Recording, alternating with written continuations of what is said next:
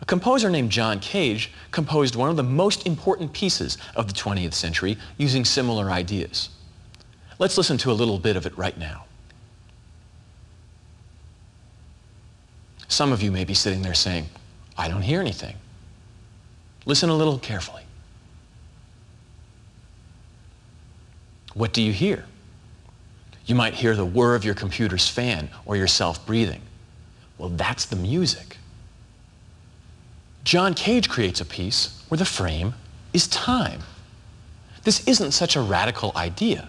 I mean, if you think about it, when you go to a concert, how do you know when the music starts? You walk in, you sit down, and then something happens.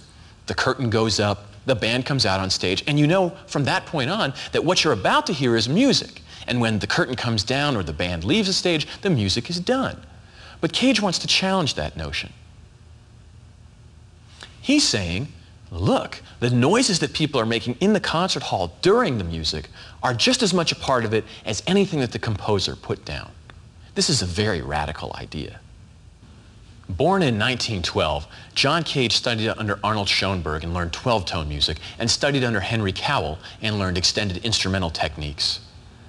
He also admired the music of Eric Satie and was a big fan of Marcel Duchamp. Cage was an LA native, and like most LA natives, people considered him to be something of a flake.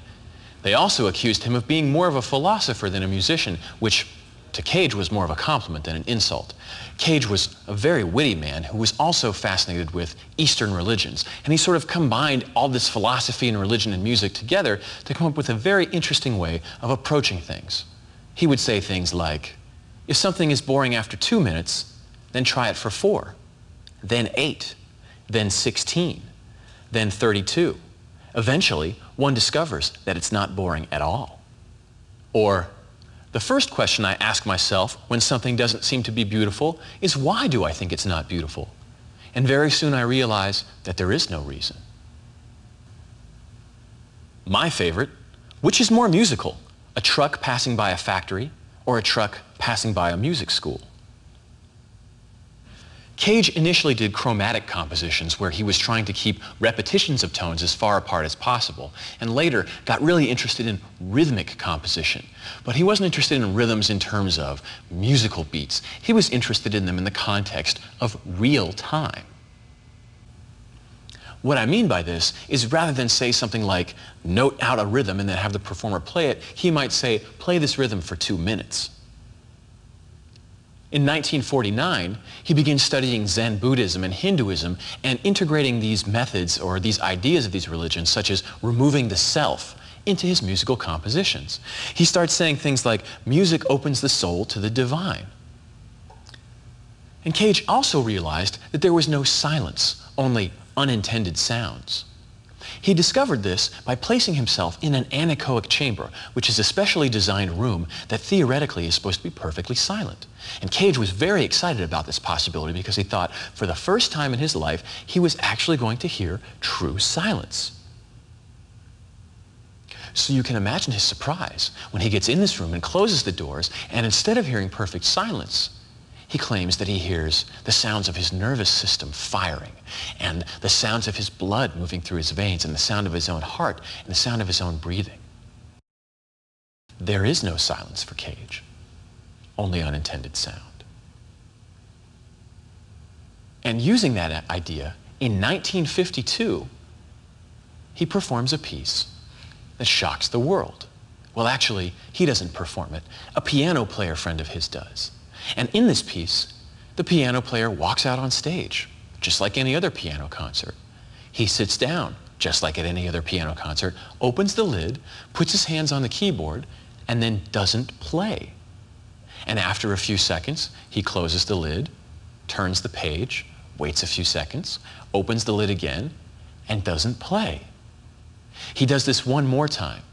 There's a total of 4 minutes and 33 seconds of effectively silence. But we already know that Cage doesn't believe there is such a thing as silence. So what are the people in the audience hearing? They had come expecting to hear a new Cage piano piece, and instead, the performer walked out and they heard breathing, some giggling perhaps, the sounds from the street outside bleeding through the walls. They heard something. And Cage's idea is, look, normally you sit down, and when the piano player lifts up the lid and puts his hands on the keyboard, that's the beginning of the piece. That's the start of the frame, and you know that every sound that's going to happen after that, until he closes the lid, is the music. Well, to this day, there are some people who argue that it's all some sort of colossal joke that Cage played on the audience, that it's just a bunch of hooey. I don't think I agree with that. I think that Cage's idea is actually extraordinarily powerful, because really, when you go to a concert, there are certain expectations you have. You expect that you're going to hear music on the stage, and by forcing people to instead listen to the sounds around them, he provided them with a unique experience. And think about how brilliant this piece is. Every time it's performed, it's different. It makes you think. It may not be music in the purest sense of the word, or at least in the way people have been thinking about it, but what do we think music is? We think music is organized sound. And that's what Cage is doing. He's organizing sound. He's saying, any sound that happens between here and here is my music. It's a perfectly legitimate method, isn't it? At this point, Cage's music has become a verb, not a noun. He's got no themes, no emotion, no forms. It's pure process. It's something almost beyond music. And for that reason, as well as for his significant musical innovations, John Cage is seen as one of the most important innovators in the 20th century.